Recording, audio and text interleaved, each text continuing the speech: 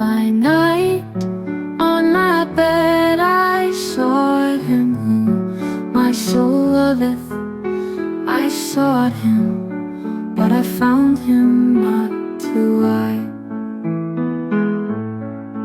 will rise now and go about the city in the street. എന്റെ പൊന്നെ ഇന്നലെ ഉണ്ടല്ലോ And in the ഞാൻ ചായ ഒരു Broadways, കയ്യിലെടുത്ത് അങ്ങോട്ട് വെച്ചിട്ട് I will വിഷം മാറ്റാണ്ട് ഇവിടെ എന്നാലും ഇന്നലെ ഞാൻ കുറച്ചുകൂടെ ഗൈസ്, I sought him.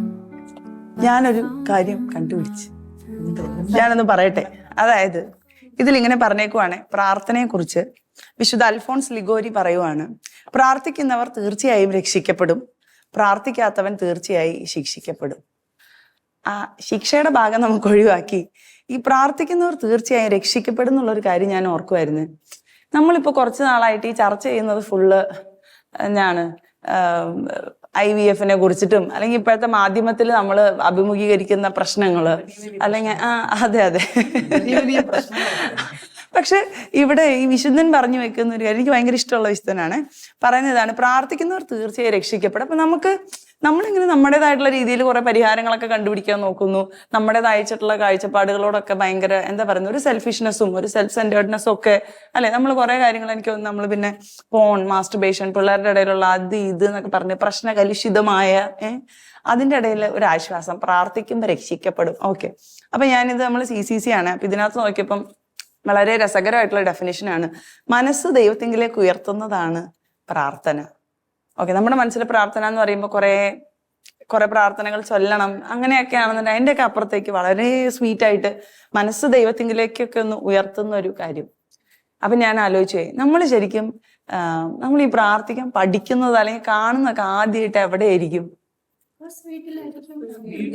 അല്ലേ നമ്മളെ കുരിശ് വരയ്ക്കാൻ പഠിപ്പിക്കുന്നതും പ്രാർത്ഥനയ്ക്ക് എല്ലാവരും കൂടെ വിളിച്ചു കൂട്ടി കുറച്ച് ഡോസൊക്കെ തന്നിട്ടാണെങ്കിലും ഉറക്കം തൂങ്ങിയിട്ടാണ് അതെ ഒക്കെ ഇരുന്ന് അല്ലെ. അവിടുന്ന് നമ്മൾ പഠിക്കുന്നത് എങ്ങനെ മനസ്സ് ദൈവത്തിലേക്ക് ഉയർത്തണം. ഒന്നുമില്ലെങ്കിലും മുഖമെങ്കിലും ഉയർത്തി അവിടെ ഇരിക്കുന്ന കർത്താവിന്റെ രൂപമൊക്കെ നോക്കാൻ എനിക്ക് തോന്നുന്നു നോക്കാൻ പഠിപ്പിക്കുന്നതിൽ പോലും നമ്മുടെ പോസ്റ്റർ പോലും മാറി something more higher than us എന്നുള്ള ഒരു തോട്ടൊക്കെ വരുന്നുണ്ട്. അപ്പൊ എനിക്ക് തോന്നി നമുക്ക് നമ്മുടെ കുടുംബ പ്രാർത്ഥനയെ കുറിച്ചിട്ട് ഇന്നൊന്ന് നമുക്കൊരു ചർച്ച നടത്താം. എന്തായാലും നമ്മളൊക്കെ ഓരോ കുടുംബത്തിൽ നിന്നാണ് അല്ലെ. നമുക്ക് അപ്പനും അമ്മയും സഹോദരങ്ങളൊക്കെ ഉണ്ട്. അതാണ് നമ്മളിപ്പോ എന്തായിരിക്കും അതാക്കി തീർത്തിരിക്കുന്നത്. പിന്നെ ശരിക്കും ഈ ഒരു കുടുംബ പ്രാർത്ഥനയുടെ കാര്യം പറയുമ്പോൾ അതിന്റെ കൂട്ടത്തിൽ എനിക്ക് കുറച്ച് സങ്കടങ്ങളും കൂടെ പറയാനുണ്ട്. ഇപ്പൊ കുടുംബത്തിൽ സംഭവിക്കുന്ന കാര്യങ്ങളൊക്കെ നമ്മളിങ്ങനെ കുഞ്ഞു പിള്ളേരെ ചിലപ്പോൾ കാണുമ്പോൾ അല്ലെങ്കിൽ ആദ്യ കുർബാനയ്ക്കൊക്കെ ഒരുക്കുമ്പോൾ അവിടുത്തെ ചില കാര്യങ്ങളൊക്കെ സീൻ കോൺട്രയാണ്. അപ്പൊ നമുക്ക് അതിലേക്ക് നമുക്കൊന്ന് വരാം. അപ്പം നമുക്ക് നമ്മുടെ വീടുകളെ എല്ലാവരും ഒന്ന് മനസ്സിൽ ധ്യാനിക്കൂ. നമ്മുടെ വീട്, അപ്പനമ്മ, ചിലപ്പോൾ അപ്പന് ഇച്ചിരി സ്ട്രിക്റ്റ് ആയിരിക്കും, അമ്മയായിരിക്കും പിന്നാലെ വടിയും പിടിച്ച് നടക്കുന്നത്. എന്താണേലും എല്ലാവരും ഒരുമിച്ച് വരുന്നൊരു സമയം അല്ലെ. എനിക്ക് തോന്നുന്നു എല്ലാവരുടെ വീട്ടിൽ സന്ധ്യാപ്രാർത്ഥന ഉണ്ടല്ലോ അല്ലെ. ഉണ്ട്. ഇതും ഒരു വേറെ സങ്കടമാണ്. ഇപ്പൊ എല്ലാവരോടും ചോദിക്കുമ്പം ഇങ്ങനെ തന്നെ ഇപ്പൊ ചോദിക്കാൻ തുടങ്ങുമ്പം ഒത്തിരി പേര് ഇപ്പം കൈ ഉയർത്തുന്നില്ല. നമ്മൾ ക്ലാസ് എടുക്കാൻ പോകുമ്പോഴൊക്കെ ആണേലും സന്ധ്യാപ്രാർത്ഥന ഇല്ലാത്ത വീടുകൾ ഇപ്പൊ കൂടി വരുന്നു. എനിവേയ്സ്, അപ്പൊ ഞാൻ ആരോട് ആദ്യം ഒന്ന് ചോദിക്കുക, സാന്ദ്രയുടെ വീട്ടിലെ സാന്ദ്രയുടെ വീട്ടിൽ ആരൊക്കെയാ ഉള്ളത്? എന്റെ വീട്ടില് പപ്പയും അമ്മയും ചേച്ചിയാണുള്ളത്. അവിടെ എല്ലാ ദിവസവും സന്ധ്യാപ്രാർത്ഥന, അമ്മയ്ക്ക് നിർബന്ധമാണ് സന്ധ്യാപ്രാർത്ഥന. ഇങ്ങനെ ഒരാള് എല്ലാ വീട്ടിലും കാണും. എനിക്ക് തോന്നുന്നു ശരിക്കും പറയാം നമ്മുടെയൊക്കെ വീടുകളില് ആദ്യത്തെ നമ്മുടെ മതാധ്യാപകര് നമ്മുടെ അപ്പനും അമ്മയൊക്കെയാന്ന് തോന്നുന്നല്ലേ. ഇപ്പൊ ഈ പറഞ്ഞ ഈ ഒരു കാര്യേ കൊച്ചു പറഞ്ഞില്ല, അതായത് ദൈവത്തിന്റെ ദാനമാണ് ഇതെല്ലാം, ദൈവമാണ് ഇതൊക്കെ തരുന്നത്. അപ്പൊ ദൈവത്തിന് ആദ്യം ഒരു ഇമ്പോർട്ടൻസ് കൊടുക്കാന്ന്. ചിലപ്പോൾ ചെറുതായിട്ടിരിക്കുമ്പോൾ നമുക്ക് ആ ബോധ്യമൊന്നും നമുക്ക് കത്താനായില്ലല്ലോ. അപ്പൊ ഇടിച്ചും പറക്കിയും ഉറങ്ങണോടത്ത് നോക്കി ഇങ്ങനെ പൊക്കിയെടുത്തോണ്ട് പോയിട്ടുണ്ട്. അപ്പം ആ ഒരു അവസ്ഥയിലൊക്കെ തന്നെത്താനെ നടന്ന് പ്രാർത്ഥനയ്ക്ക് ഇരിക്കാൻ മാത്രമുള്ള ഒരു അതെ രീതിയിലൊക്കെ നമ്മൾ പക്വത പ്രാപിച്ച് വളരുന്നൊക്കെ ഉണ്ട്. എനിക്ക് തോന്നുന്നു ഇനി സിറ്റിയോട് ഒന്ന് ചോദിക്കാം. സിറ്റിയുടെ വീട്ടിലാരൊക്കെയാ ഉള്ളേ? എന്റെ വീട്ടില് അപ്പ, അമ്മ, അങ്കിൾ, പിന്നെ അനിയത്തി, അനിയനുണ്ട്. ഞങ്ങളിങ്ങനെ ചേച്ചിയാണ് വീട്ടിലെ. അപ്പൊ ഞങ്ങള് പ്രാർത്ഥിക്കാൻ, ഇപ്പൊ ഞാൻ ഇവിടെ ഹോസ്റ്റലാണ് നിൽക്കുന്നത്. ആക്ച്വലി ഞാൻ മിസ് ചെയ്യുന്നുണ്ട്. കുടുംബ പ്രാർത്ഥന അത്. ഓ ഇപ്പൊ അങ്ങനെ ആൾക്കാരുണ്ട്. അല്ല ലൈക്ക് ഇപ്പൊ എന്താ പറഞ്ഞു കഴിഞ്ഞാൽ ഇപ്പൊ ഞാൻ കൊന്ത ചെല്ലാൻ സ്ട്രഗിൾ ചെയ്യുകയാണെങ്കിൽ കൊന്ത ചെല്ലാത്ത ദിവസങ്ങൾ വരുമ്പോൾ ഞാൻ ആഗ്രഹിക്കാറുണ്ട് ഒന്നെങ്കിൽ ഞാനിങ്ങനെ അവരെ ചില സമയത്ത് ഞാൻ വീട്ടിൽ വിളിക്കുമ്പോൾ അവർ പറയും കുരിശ് വരയ്ക്കാം പിന്നെ വിളിക്കാൻ പറയും. അപ്പൊ ഞാൻ ഇങ്ങനെ ആലോചിക്കും എന്നാ പിന്നെ വോയിസ് റെക്കോർഡ് ചെയ്ത് അങ്ങനെ പറഞ്ഞാലോ എന്ന് ആലോചിച്ചിട്ടുണ്ട്. അതായത് ആ ഒരു ഒരുമിച്ച് ചെല്ലാനാണെങ്കിലും കൊന്ത ചെല്ലാലോ, അങ്ങനെ ഞാൻ മനസ്സുകൊണ്ട് വിചാരിച്ചിട്ടുണ്ട്, അങ്ങനെ ചോദിച്ചിട്ടില്ല. പക്ഷെ ഇപ്പം വീട്ടിൽ ഒരുമിച്ചാണെങ്കിലും എന്ത് വന്നാലും ഇപ്പം ലേറ്റ് ആയിട്ടാണെങ്കിലും കൊന്തയിലും ഒരു എല്ലാവരുമായിട്ട് ആ ഒരു ബോണ്ട് കീപ്പ് ചെയ്യാനും ആ ഒരു ഫാമിലി ടൈം അത് ഈശോയുടെ കൂടെ മാതാവിന്റെ കൂടെ അത് ശരിക്കും ഭയങ്കര ഒരു സത്യം അല്ലേ. നമ്മുടെ ഫാമിലി ഇപ്പൊ ഞാൻ ഓർക്കുന്നുണ്ട് എന്റെ വീട്ടില് കുടുംബ പ്രാർത്ഥന കഴിഞ്ഞിട്ട് അപ്പൊ എല്ലാവരും വന്നിരിക്കുമല്ലോ. അത് കഴിഞ്ഞ കുടുംബ പ്രാർത്ഥന കഴിഞ്ഞ് സ്തുതിയൊക്കെ, ഈ സ്തുതി ചൊല്ലുന്നത് ഒരു ഭയങ്കര രസകരമായിട്ടുള്ള പരിപാടിയാണ്. സ്തുതി കൊടുത്ത് അതെ, ആ ഓർഡറിൽ ഞാനാണ് എന്റെ വീട്ടിലെ ചെറുത്. അപ്പൊ നമ്മളിങ്ങനെ മേലീന്ന് തുടങ്ങും. അപ്പം അതൊക്കെ കഴിഞ്ഞിട്ട് ലാസ്റ്റ് പിന്നെ ഞങ്ങൾ കുറച്ചു നേരം എല്ലാവരും അവിടേക്ക് ഇരുന്ന് വർത്താനൊക്കെ പറഞ്ഞു. എനിക്ക് തോന്നുന്നത് വേറെ ഭക്ഷണമേശയ്ക്ക് ചുറ്റും ഇരുന്നിട്ടാണെങ്കിൽ പോലും ആ ഒരു ഇന്റിമസി ഒരു ബോണ്ടിനേക്കാളും കൂടുതൽ ചിലപ്പം അമ്മയുടെ മടി തലയൊക്കെ വെച്ച് കിടന്ന് അമ്മയൊക്കെ ഒന്ന് തലോടി അപ്പൊ അതിൻ്റെ ഇടയ്ക്ക് വർത്താനമൊക്കെ പറഞ്ഞ് അന്നുണ്ടായ വിശേഷങ്ങളും എനിക്ക് തോന്നുന്നു. അതുപോലെ സ്തുതി ചൊല്ലുമ്പം അതുവരെയുള്ള കുറെ പ്രശ്നങ്ങളൊക്കെ അങ്ങ് ഉരുകി പോകുന്ന ഒരു സമയം. അന്നയുടെ വീട്ടില് എങ്ങനെയാണ് കാര്യങ്ങളൊക്കെ? എന്റെ വീട്ടില് പറഞ്ഞാല് കുരിശുവര മാക്സിമം മുടക്കാതെ നോക്കും. ഇപ്പൊ പറഞ്ഞ യാത്രക്കൊക്കെ പോകുമ്പോ ഉള്ളത് പറയാലോ, കുരിശ് വരയ്ക്കാൻ ഭയങ്കര മടിയാണ്. കുഞ്ഞിലും അതെ, ഇപ്പോഴും അതെ. പക്ഷെ എന്നാലും എല്ലാരും കൂടെ ഒന്നിച്ചിരുന്ന് എന്റെ അമ്മയുടെ ചാച്ചൻ എപ്പോഴും പറയേ ദിവസത്തിൽ 24 മണിക്കൂറില്ലേ, ഒരു അരമണിക്കൂർ ഈശോയ്ക്ക് വേണ്ടി മാറ്റി വെച്ചിട്ടുണ്ട്. അപ്പൊ ഈ സാധനം പറയുമ്പോ ഏത് നേരം ഇങ്ങനെ പറയല്ലേ എന്ന് പറഞ്ഞിട്ട് ഡാഡിയെ സംപ്രീതിപ്പെടുത്താൻ വേണ്ടി കുരിശ് വരയ്ക്കാൻ പോയി ഇരിക്കുന്നയാ.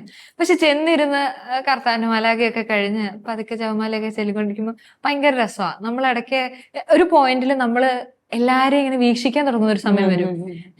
അമ്മ, എനിക്ക് അനീത്തിയുള്ളേ, ചാച്ചൻ, എല്ലാരും കൂടി ഇരുന്ന് ഇങ്ങനെ കുരിശൊക്കെ വരയ്ക്കുമ്പോ ഹായ് എന്തൊരു രസമാണ്, എല്ലാരും ഒന്നിച്ചല്ലേ. പിന്നെ സിസ്റ്റർ പറഞ്ഞാലും എല്ലാ പ്രശ്നങ്ങളും തിരി ലാസ്റ്റ് സ്തുതി ചെല്ലുമ്പോ ഉമ്മ കൊടുക്കണമല്ലോ. ഇപ്പൊ രാവിലത്തെ പിണക്കങ്ങളെല്ലാം വൈകുന്നേരം തീർത്തേ പറ്റത്തുള്ളൂ. അപ്പൊ ശരിക്കും ഈ കുരിശ് വരയ്ക്കുന്നത് വഴി കുറെയൊക്കെ എന്താ പറയാ നമ്മുടെ എല്ലാ പ്രശ്നങ്ങളും മാറി ഈശോയിൽ നിന്നുകൊണ്ട് നമ്മളൊരു ഫാമിലി ആയിട്ട് നമ്മളിങ്ങനെ ഭയങ്കര ഒരു ബോണ്ട് ക്രിയേറ്റ് ചെയ്യാൻ പറ്റുന്നുണ്ട്. എല്ലാറ്റിനും ഉപരിയായിട്ട് നമ്മുടെ ഈ മടിയെ, നമ്മുടെ ഒരുപാട് എന്താ പറയാ ചിട്ടകളെയൊക്കെ അതിനകത്ത് ക്രിയേറ്റ് ചെയ്യാൻ പറ്റുന്നുണ്ട്. ഞാൻ ഓർക്കുന്നുണ്ടേ, ഈ കുരിശ് വരയ്ക്കുമ്പം ഞങ്ങളുടെ വീട്ടില് കുഞ്ഞുങ്ങളെല്ലാവരും 5 രഹസ്യം മുട്ടുകുത്തണം. അതേപോലെ 5ാമത്തെ രഹസ്യത്തിന് വീട്ടിലെല്ലാവരും മുട്ടുകുത്തും. അതെന്തിനാന്ന് എനിക്ക് ഇപ്പോഴും അറിയത്തില്ല. പക്ഷെ അതങ്ങ് ശീലിച്ചു വന്നാണല്ലോ. അപ്പൊ ആരേലും ഇരുന്ന് അയാൾ ചെയ്യുന്ന അപരാധം പോലെ. അപ്പം ഞാൻ ഇടയ്ക്ക് ഒരിക്കൽ ചോദിച്ചായിരുന്നു, ഒരു കൗതുകത്തിന് ചോദിച്ചു, ഇത് എന്തിനാ ഇങ്ങനെ ചെയ്യുന്നേ, ഇതിൽ എന്നാ കാര്യങ്ങൾ? അതിന്റെ ബേസിക് കാര്യമൊന്നും അറിയണ്ട, എളുപ്പം പറയാം. ഇങ്ങനെ ചെയ്യാൻ പറഞ്ഞപ്പോ നീ ചെയ്തോ? ചെയ്തു. അനുസരണം പഠിക്കാൻ വേണ്ടി ചെയ്യിപ്പിച്ചതാണ്. അപ്പൊ എനിക്ക് ഉള്ളിന്റെ ഉള്ളിൽ അന്ന് തോന്നിയൊരു കാര്യമുണ്ട്, അതായത് ഇങ്ങനെയൊക്കെ ചെയ്യുമ്പോൾ നമുക്ക് അനുസരണം, അതായത് നമ്മുടെ ഈ എന്താ പറയാ സ്വഭാവ രൂപീകരണം അതല്ല ഈ കുരിശുവരയിൽ നിന്ന് വരുന്നുണ്ട്. നമ്മൾ അറിയുന്നില്ല, അറിയാതെ തന്നെ നമ്മൾ അതിനോട് അഡാപ്റ്റ് ചെയ്യുന്നുണ്ട്. അപ്പൊ ഈ കുരിശ് വരയ്ക്കുന്ന എൻജോയബിൾ ആയ രീതിയിൽ കുരിശ് വരയ്ക്കുവാണെങ്കിൽ ശരിക്കും അടിപൊളിയാ.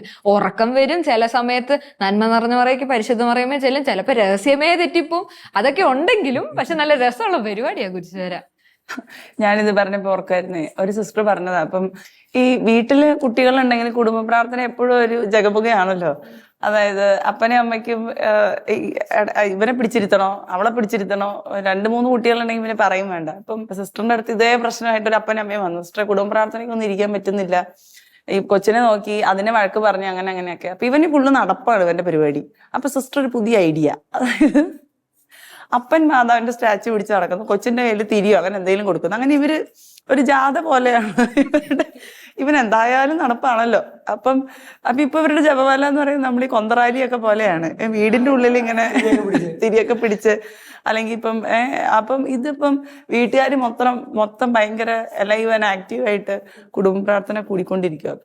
അപ്പൊ എനിക്ക് തോന്നിയ ഒരു കാര്യം, ഈ കുഞ്ഞുങ്ങളെ ഇത്രമേൽ നന്നായിട്ട് ഒരു എന്താ പറയുക കാറ്റഗിസം പഠിപ്പിക്കുന്ന അല്ലെങ്കിൽ മതാധ്യാപകരെന്നൊക്കെ പറയുന്ന പോലെ ഒരു കുഞ്ഞിനെ ഏറ്റവും മനോഹരമായിട്ട് പ്രാർത്ഥനയുടെ ബാലപാഠങ്ങളും അല്ലെങ്കിൽ ദൈവത്തിന് കൊടുക്കേണ്ട ഇമ്പോർട്ടൻസും കാര്യങ്ങളൊക്കെ പഠിക്കുന്നത് തീർച്ചയായിട്ടും വീട്ടിൽ നിന്ന് തന്നെ. ഒരു 4 മക്കളുള്ള ഒരു ഒരു അപ്പനമ്മേനെയും കുറിച്ച് കേൾക്കുമായിരുന്നു. അപ്പം ഈ 4 പീക്കിരികളാണ്, ചെറുതുകളാണ്.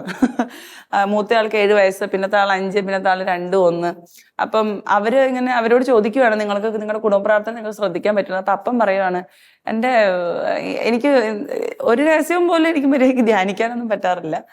പക്ഷെ എന്നാലും അവര് ശ്രദ്ധിക്കുന്ന ഒരു കാര്യം, കൺസിസ്റ്റന്റ് ആയിട്ട് പോകുന്നുണ്ടോ, അതായത് ശ്രദ്ധയുണ്ടായാലും ശ്രദ്ധയില്ലെങ്കിലും ഒക്കെ എന്നും കുടുംബ പ്രാർത്ഥന വീട്ടിലുണ്ട് എന്നുള്ള ഒരു കാര്യം അവര് മേക്ക് ഷുവർ ചെയ്യുന്നുണ്ട്. എനിക്ക് തോന്നുന്നത് നമ്മളെല്ലാവരും യാത്രയാണെങ്കിലും എന്താണെങ്കിലും നമ്മൾ അതിനോട് കാണിക്കുന്ന ഒരു കാര്യം, അവിടെ എനിക്ക് ഏറ്റവും ഇഷ്ടപ്പെട്ട തന്നെ പറഞ്ഞ പോലെ നമ്മുടെ സ്വഭാവത്തിന്റെ കുറെ രൂപീകരണങ്ങൾ അവിടെ നടക്കുന്നുണ്ട്. ബേസിക് ആയിട്ട് അപ്പൊ അലൻ പറഞ്ഞ പോലെ ഈ ഓർഡറിലാണല്ലോ നമ്മൾ പോകുന്നത്. അപ്പം മുതിർന്നവരെ നമ്മൾ ബഹുമാനിക്കണം, അവര് പറഞ്ഞ അനുസരിക്കണം.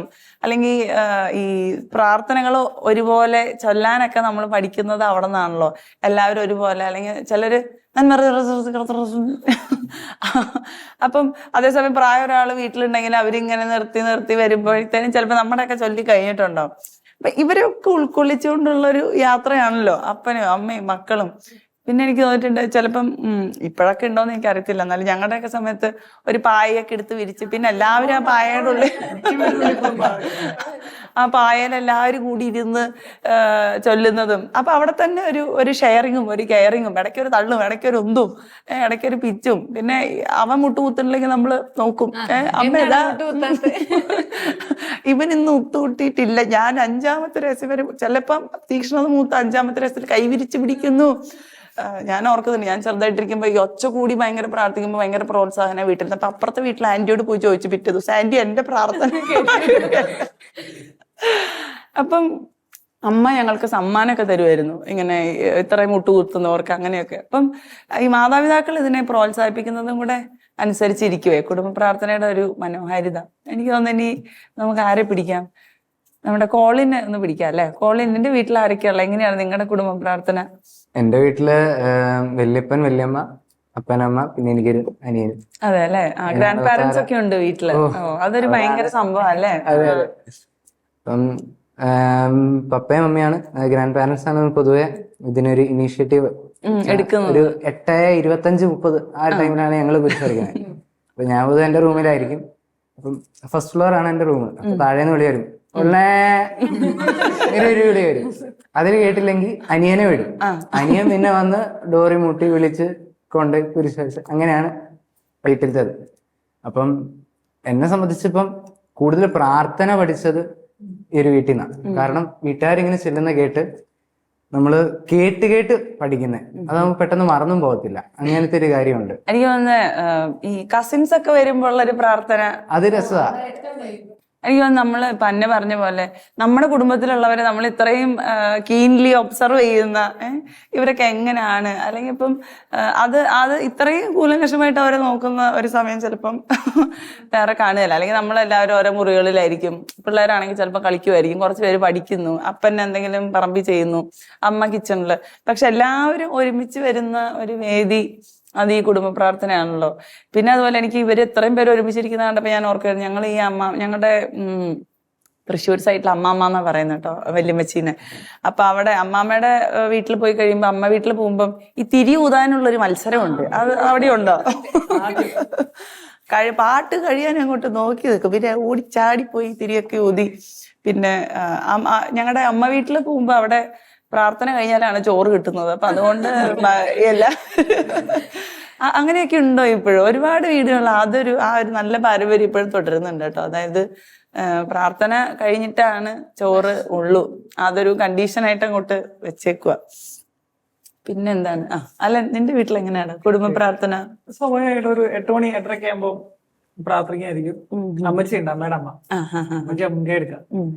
അമ്മച്ചി പ്രാർത്ഥിച്ച്, അമ്മച്ചിക്ക് സ്വന്തമായിട്ട് കുറച്ച് പ്രാർത്ഥനയുണ്ട്. കീടാണുക്കളിൽ നിന്നും മറ്റേ ആണവ ബോംബിൽ നിന്നും തുടങ്ങി വാഹനാപകടം, ഇതൊക്കെ സെപ്പറേറ്റ് പ്രാർത്ഥന. നമുക്ക് അറിയത്തില്ല. ഞാൻ എപ്പോഴും അറിയില്ല ഇവരൊക്കെ ഈ പ്രാർത്ഥന എവിടുന്ന് പഠിച്ചേ, ഇവരാര് പഠിപ്പിച്ചു കൊടുത്തു?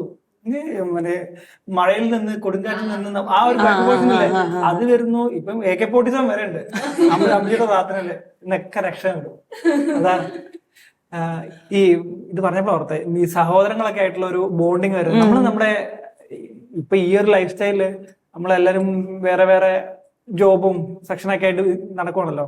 നമ്മളെല്ലാവരും ഒരുമിച്ചിരിക്കുന്ന, ഇപ്പം പലരും പുറത്തുനിന്ന് ഭക്ഷണം പോലും കഴിച്ചിട്ട് വീട്ടിൽ വരുന്നത്, ഒരുമിച്ചിരിക്കുന്ന ഒരു സമയം എന്ന് പറഞ്ഞാൽ ഈ സന്ധ്യാപ്രാർത്ഥനയാണ്.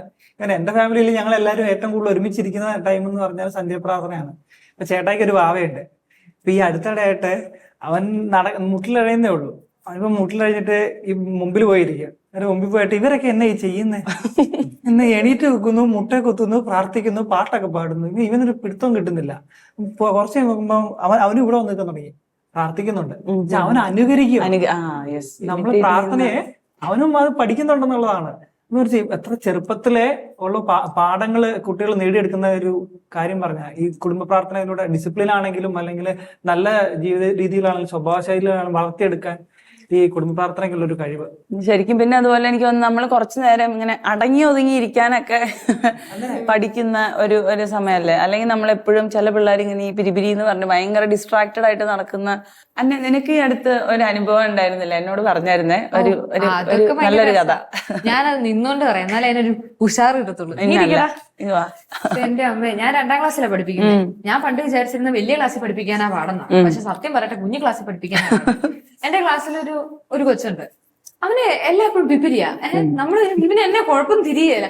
വലിയ കാര്യമായിട്ട് നമ്മൾ ഇന്നുണ്ടല്ലോ, നമ്മൾ ഇന്ന് 3ാം പാഠമാണ് പഠിക്കാൻ പോകുന്നത്, നിങ്ങൾക്ക് എല്ലാം പഠിക്കാൻ ഇഷ്ടമല്ലേ, കുഞ്ഞു പിള്ളേരോട് പറയുന്നാല് പറയും. അന്നേരം വേണ്ട, നമ്മളും ഇങ്ങനെ വലിയ കാര്യമായിട്ട് ബിൽഡപ്പ് ഇട്ട് വരുന്നതായിരിക്കും. അന്നേരം കൊണ്ട് കളി. അപ്പൊ ഇവൻ ആദ്യം എനിക്കതൊരു കുഴപ്പമായില്ല, കുഞ്ഞു കൊച്ചിന്റെ ആണെന്ന്. പക്ഷേ ഇവൻ എല്ലാ കാര്യത്തിലും ഒരു പ്രയാസം.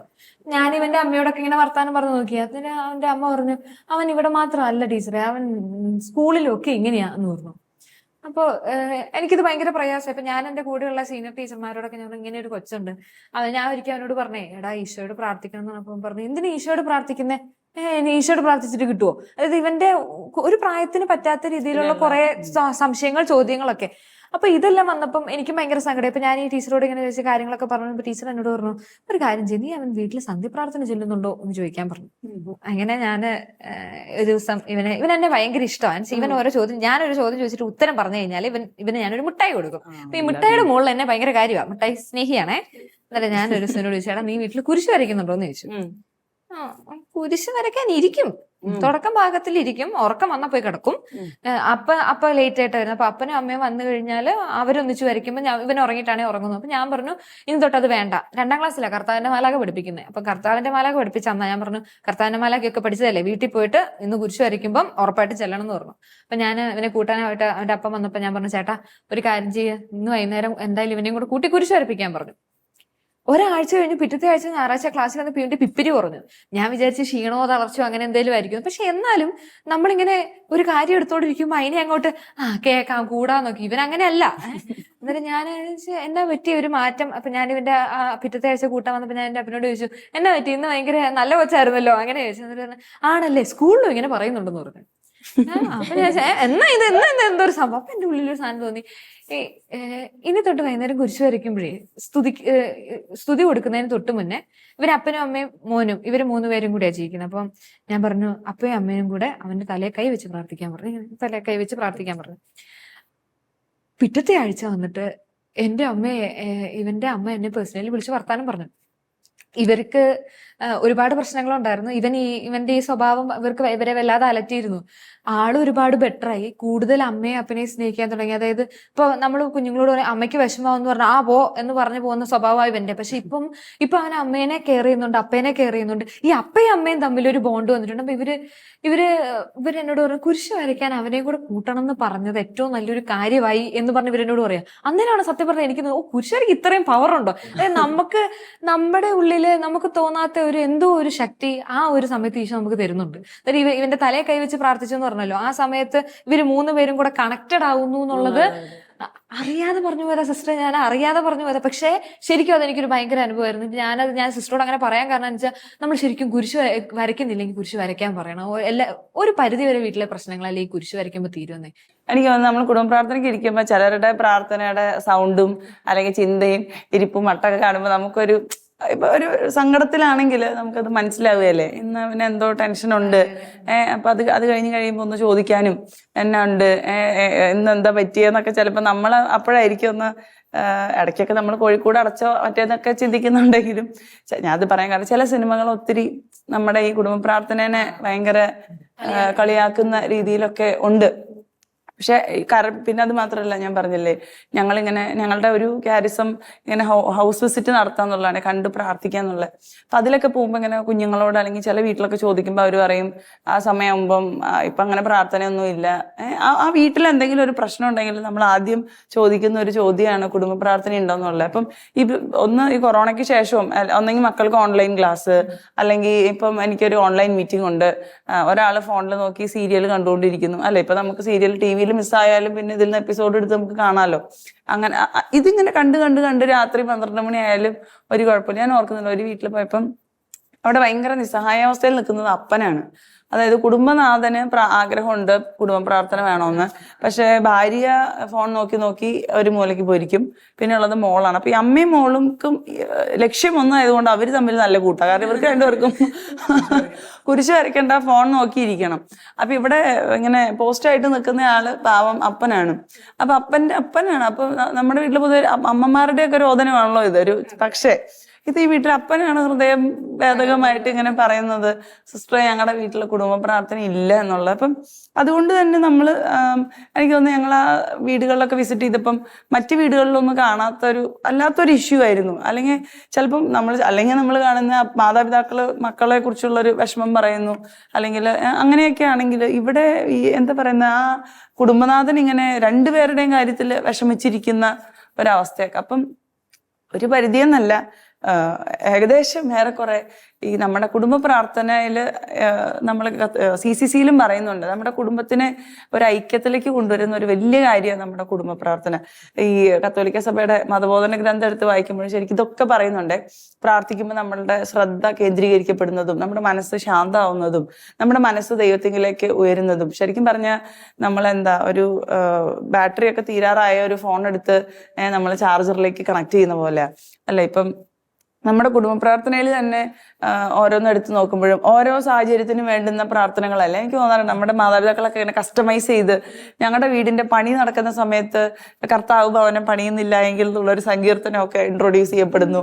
പിന്നെ ഇന്ന് കർത്താവിന്റെ സംരക്ഷണം ചൊല്ലുന്നുണ്ട്, അല്ലെ. അങ്ങനെ നമ്മുടെ അപ്പം ശരിക്കും പറഞ്ഞ വചനത്തിൽ നമ്മൾ നോക്കുമ്പോൾ സങ്കീർത്തനത്തിലൊക്കെ ആണെങ്കിലും ഓരോ സമയത്ത് വേണം രോഗിയുടെ രോദനം, പീഡിതന്റെ പ്രാർത്ഥന, സ്നേഹിതനാൽ വഞ്ചിക്കപ്പെട്ടവൻ, അങ്ങനെ ടൈറ്റിലുകളൊക്കെ ഇഷ്ടംപോലെയാണ്. അപ്പൊ നമുക്ക് ഏത് സാഹചര്യത്തിലും ഞാൻ വിശ്വസിക്കുന്നു നമ്മുടെയൊക്കെ കുടുംബ പ്രാർത്ഥനയിൽ തീർച്ചയായിട്ടും വചനം വായിക്കുന്ന ഒരു ഭാഗമുണ്ട്, ജപമാലയും ഉണ്ട്, അല്ലെ. ബാക്കിയുള്ളതൊക്കെ ഇച്ചിരി മാറിയും കയറിയൊക്കെ ഇരുന്നാലും മരിച്ച വിശ്വാസികൾക്ക് വേണ്ടിയിട്ടൊക്കെ നമ്മൾ പ്രാർത്ഥിക്കുന്നുണ്ട്, ഇല്ലേ. പിന്നെ പരിശുദ്ധാത്മാവിന്റെ ഒരു പാട്ടും പിന്നെ അവസാനം ഒരു സ്തുതി കൊടുക്കുന്നതും പിന്നെ വീട്ടില് ഉള്ള ആൾക്കാരുടെ വല്യമ്മച്ചിയുടെ അമ്മയുടെ ഒക്കെ ഒരു ക്യാരക്ടർ അനുസരിച്ച് പ്രാർത്ഥനകൾ കൂടിയും കുറഞ്ഞും ഒക്കെ നമുക്ക് വരാം. അപ്പൊ നമ്മുടെ ഈ പറയുന്ന ഇപ്പോഴത്തെ കുറെ പേർക്ക് കുടുംബ പ്രാർത്ഥന മിസ് ചെയ്യുന്നുണ്ട്. അപ്പം ഇനിയിപ്പം അവരോട് കതിരിന് വളം വെച്ചിട്ട് എന്താണ് എനിക്കറിയില്ല. പക്ഷെ എന്തായാലും നമ്മുടെ ഈ ഒരു തലമുറ തൊട്ട്, നിങ്ങളുടെ ഈ ഒരു തലമുറ തൊട്ട് ഒരു തീരുമാനം എടുക്കണം. അതായത് ഒരിക്കലും ഒരു കുടുംബ പ്രാർത്ഥന മിസ് ചെയ്തിട്ടുള്ള ഒരു കലാപരിപാടി ഉണ്ടാകും. അതായത് കുടുംബം ഒരുമിച്ച് വരുന്ന മനസ്സ് എല്ലാവരും കൂടെ ഒരുമിച്ച്. കാരണം ഈ മക്കൾക്കൊക്കെ വേണ്ടി ഇങ്ങനെ ഉരുകി പ്രാർത്ഥിക്കുന്ന മാതാപിതാക്കളൊക്കെ ഉണ്ട്. ഞാനിങ്ങനെ പറഞ്ഞപ്പോഴേ പെട്ടെന്ന് ഓർത്തെ, ഞങ്ങൾ വീട്ടിൽ 3 പേരാണല്ലോ. അപ്പം ഞാൻ സിസ്റ്ററായി, പിന്നെ എൻ്റെ ചേട്ടനും ചേച്ചിയുള്ള അവർ രണ്ടുപേരും പുറത്താണ്, വിദേശത്താണ്. അപ്പം വല്ലപ്പോഴും ഒക്കെ ഇങ്ങനെ അവധിക്ക് വീട്ടിൽ പോകുമ്പോഴാണ് നമ്മളെ കുടുംബ പ്രാർത്ഥനയിൽ വീണ്ടും നമ്മൾ കയറുന്നത്. അല്ലെങ്കിൽ നമ്മൾ സമൂഹ പ്രാർത്ഥനയാണല്ലോ. അപ്പൊ ഈ അമ്മയുടെയും അപ്പച്ചന്റെയും പ്രാർത്ഥനയൊക്കെ കേൾക്കുമ്പോഴേ ഇവർക്കിപ്പോ ഇവരുടെ പ്രാർത്ഥനകളുടെ നീളമൊക്കെ കൂടി. ഇവരിങ്ങനെ എനിക്ക് വേണ്ടിയിട്ടൊക്കെ എന്നൊക്കെ പ്രാർത്ഥിക്കുമ്പോൾ, അതായത് അവരുടെ അമ്മ പറഞ്ഞ് പ്രാർത്ഥിക്കുന്നത്, ദൈവം ഞാനൊരു വിശുദ്ധയായില്ലെങ്കിൽ അമ്മയുടെ പ്രാർത്ഥനയൊക്കെ അവര് ഭയങ്കര തീക്ഷ്ണതയല്ല നമുക്കൊക്കെ വേണ്ടി പ്രാർത്ഥിക്കുന്നത്. അല്ലെങ്കിൽ എൻ്റെ സന്യാസ സമൂഹത്തിന് വേണ്ടി എല്ലാവരുടെയും പേര് പറഞ്ഞ് ഇവര് പ്രാർത്ഥിക്കുമ്പോൾ ഞാൻ ആലോചിക്കും, ദൈവമേ ഞാൻ ആ കുടുംബത്തിൽ ഇല്ല എങ്കിലും ഇവരിത്രയും എനിക്ക് വേണ്ടി പ്രാർത്ഥിക്കുന്ന ഒരു കുടുംബം, അല്ലെ. ഞങ്ങളുടെ അവിടെയൊക്കെ കുറെ കൂടെ കുടുംബ പ്രതിഷ്ഠ, എനിക്ക് എല്ലായിടത്തും ഉണ്ടോന്ന് അറിയത്തില്ല, ഈശോയുടെ തിരുഹൃദയത്തിൽ പ്രതിഷ്ഠിക്കുന്ന ഒരു പ്രാർത്ഥനയിലൊക്കെ വീട്ടിൽ നിന്ന് അകന്നു നിൽക്കുന്നവർക്കും എല്ലാവരും ഇൻക്ലൂഡ് ചെയ്തിട്ടുള്ള ഒരു പ്രാർത്ഥന, രോഗാവസ്ഥയിലും വിഷമത്തിലും സന്തോഷത്തിലും.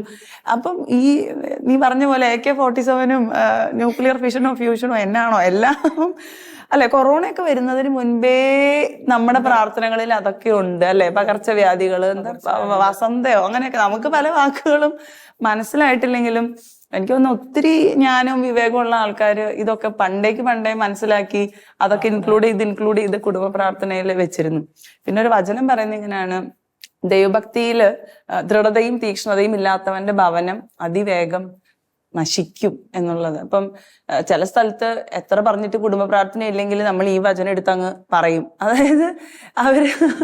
അതായത് അവർക്ക് തോന്നുന്നില്ല, അല്ലെങ്കിൽ അവർക്ക് ഇപ്പൊ എല്ലാ മെറ്റീരിയലിസ്റ്റിക് ആയിട്ടുള്ള എല്ലാ കാര്യങ്ങളും അവർക്ക് മീറ്റ് ചെയ്യുന്നുണ്ട്, നല്ല ജോലിയുണ്ട്, വേറെ കുഴപ്പങ്ങളൊന്നും ഇല്ല എന്ന് ചിന്തിക്കുമ്പോൾ അവർ ഓട്ടോമാറ്റിക്കായിട്ട് അവോയ്ഡ് ചെയ്യുന്ന ഒരു കാര്യമാണ്. അതായത് ദൈവാശ്രയം ഇല്ലെങ്കിലും നമ്മൾക്ക് വലിയ കുഴപ്പമൊന്നും ഇല്ല എന്ന് ചിന്തിക്കുന്നിടത്തുനിന്നായിരിക്കും ചിലപ്പോൾ അടി പതറുന്നത്. അത് വചനത്തിൽ കൃത്യമായിട്ട് പറഞ്ഞിട്ടുമുണ്ട്. അപ്പം ഒരുമിച്ച് പ്രാർത്ഥിക്കുന്ന കുടുംബം ഒരുമിച്ച് നിൽക്കുന്ന, family prays together stays together എന്നുള്ള ഒരു സംഭവം എത്ര സത്യമാണ്. അല്ലെങ്കിൽ ഒരു ആർക്കെങ്കിലും അസുഖം വരുവാണെങ്കിൽ നമ്മൾ അങ്ങനെ പ്രാർത്ഥിക്കുന്നു ഒരുമിച്ച്. ഞങ്ങളുടെ കുടുംബ പ്രാർത്ഥന ഒരു കാറോസൂസയൊക്കെ ഉണ്ട്. നിങ്ങളുടെ ഞങ്ങളുടെ അപ്പൊ ഈ കാറോസൂസയില് ഉള്ള കുറെ കാര്യങ്ങളുടെ അർത്ഥമൊക്കെ കുറെ ബോധപൂർവ്വം ചിന്തിക്കാൻ തുടങ്ങുമ്പോഴാണ് ഞാനിങ്ങനെ സിസ്റ്റർ ആവാന്നൊക്കെ തീരുമാനിക്കുമ്പം വീട്ടുകാർക്ക് ആദ്യം അങ്ങോട്ട് ഞാൻ ഇച്ചിരി വൈകിയൊക്കെ ആണല്ലോ സിസ്റ്റർ ആയത്. അപ്പം ഞാൻ ഓർക്കുന്നുണ്ട് അതിൽ ഒരു പ്രാർത്ഥന ഇങ്ങനെയാണ്: ദൈവവിളിയിൽ ആളുകൊണ്ടും പ്രാർത്ഥന കൊണ്ടും പണം കൊണ്ടും, എനിക്ക് കൃത്യം പറയാൻ കിട്ടുന്നില്ല, നമ്മൾ സപ്പോർട്ട് ചെയ്യും, കർത്താവ് ഞങ്ങളുടെ പ്രാർത്ഥന കേൾക്കണമേ. അപ്പൊ അമ്മ എന്നിട്ട് പറയുവാണ്, എൻ്റെ ചേച്ചിയോട് ഇങ്ങനെ പറയുന്നത് ഞാൻ കേട്ടോ. അതായത് നമ്മൾ എന്താ പറയുക, ദൈവവേലയ്ക്ക് ആള് കൊണ്ടും പ്രാർത്ഥന കൊണ്ടും പണം കൊണ്ടും. അതായത് അപ്പം ഞാൻ എൻ്റെ മകളെ തിരുസഭയ്ക്ക് കൊടുക്കുമ്പോൾ ഞാൻ ദൈവവേലയ്ക്ക് ഒരാളെ കൊടുത്തുകൊണ്ട് ഞാൻ തിരുസഭേനെ സപ്പോർട്ട് ചെയ്യുക. അപ്പം ഞാനിങ്ങനെ, ദൈവമേ, ഇത്രമാത്രം അർത്ഥമൊക്കെ ഇതിനകത്തുണ്ട്,